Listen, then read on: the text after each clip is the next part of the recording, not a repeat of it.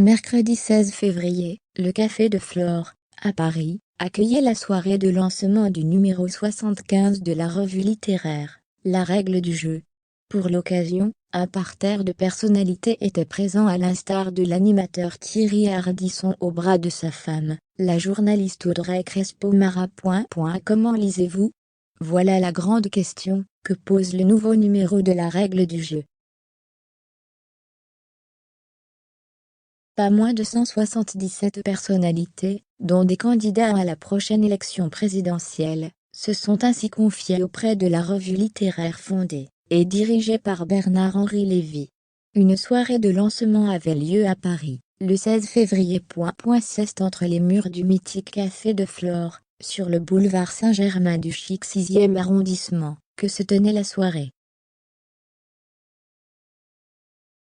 Et on a vu du beau monde. On a notamment pu repérer l'animateur Thierry Ardisson, qui va prochainement lancer sa nouvelle émission Hôtel du Tantôt Sourire au bras de son épouse, la journaliste et présentatrice Audrey Crespo-Mara. Une rare sortie pour le couple qui a alors pu discuter et trinquer avec divers invités de prestige. En effet, les photographes ne savaient sans doute plus où donner de la tête lors de cette soirée, puisque la guest list était particulièrement longue.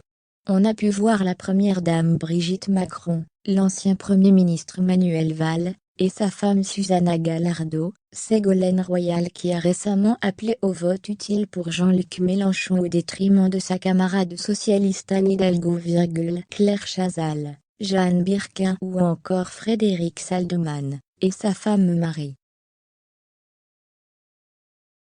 Christine et Olivier Orban, Eva Ionescu, Ali Madavi, Jean-Michel Ribes, Yann Moix, Denise Oliven, François Pinault, Laurent Dassault, Maria de França, Jérôme Clément, Anne Filda. La règle du jeu a interrogé tous types de lecteurs, des écrivains mais aussi des éditeurs, des critiques, le président de la République, en leur soumettant un même questionnaire pour ce nouveau numéro sorti dans les kiosques le 26 janvier dernier.